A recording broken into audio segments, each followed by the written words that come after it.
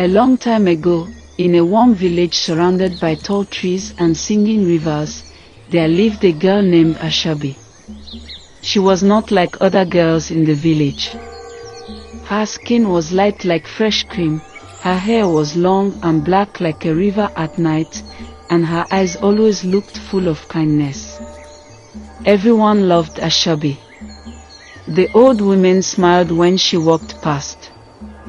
The young children followed her, laughing and pulling at her hands.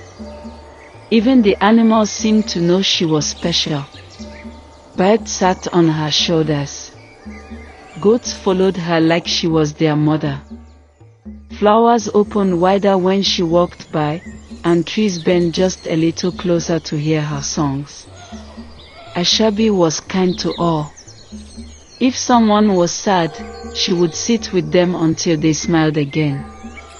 If a child was hungry, she would share her food, even if it was the last piece. When a bird broke its wing, she would hold it close and sing softly until it healed. But Ashabi had a secret. She had a spiritual gift.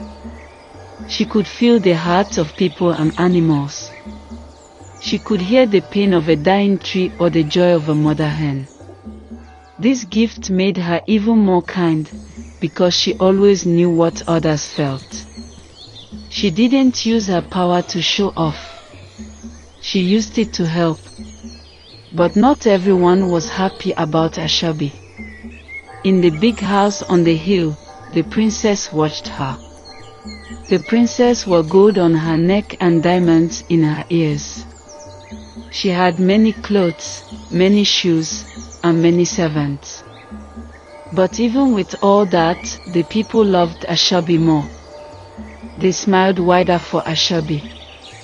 They gave her sweet mangoes and clean water when she passed.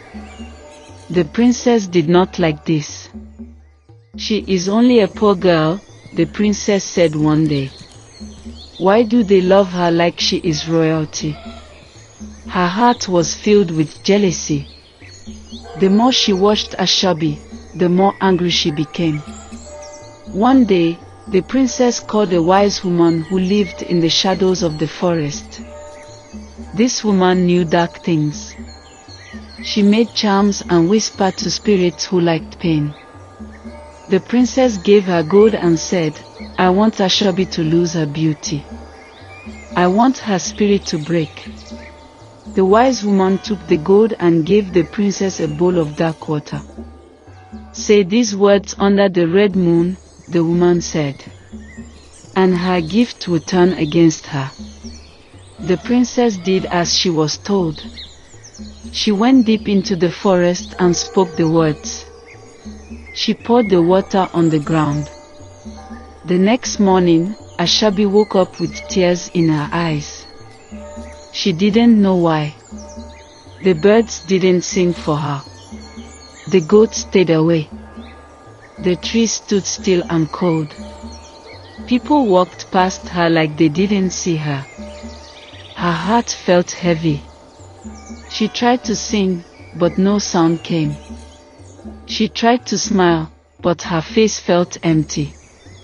Even the sun seemed to avoid her skin. Days passed. Ashabi still gave kindness. She still helped when she could. But it was like a shadow had covered her. Her spirit gift was quiet. Her light was fading. But one day, as she sat by the river with her feet in the water, a small tortoise came and sat by her side. She looked down at it. It looked up at her. "You are not forgotten," the tortoise said. Ashabi was shocked. Animals had stopped talking to her. "Your gift is sleeping," the tortoise said. "But it is not gone. The spirit of kindness never dies. It hides when evil tries to cover it. But light always finds a way." The tortoise gave her a white stone. "Put this under your pillow tonight," it said. "And speak the words your mother used to sing. That night, Ashabi did as she was told. She placed the white stone under her pillow. She closed her eyes and sang the soft tune her mother used to hum when she was small.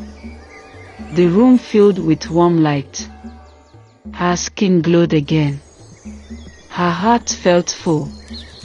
Her gift woke up like a flower in the sun. The next day, the birds returned.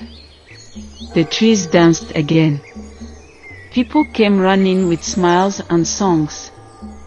The princess, from her window, saw it all. Her heart broke with rage. She ran back to the wise woman and shouted, "You said it would work. You said she would suffer." The wise woman looked at her and said, "You asked for her spirit to break. But her spirit is not made of flesh. It is made of truth and love.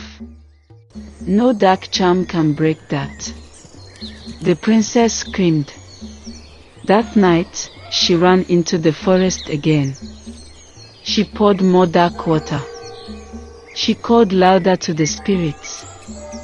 But they didn't come. They had seen her heart. And they turned away. Back in the village, Ashabi's light grew brighter. Her kindness spread like wind. She never spoke of what happened. She just loved, and that was enough. And so, the girl with the glowing heart lived on, not as a queen, not as a ruler, but as something more powerful, a light no darkness could kill.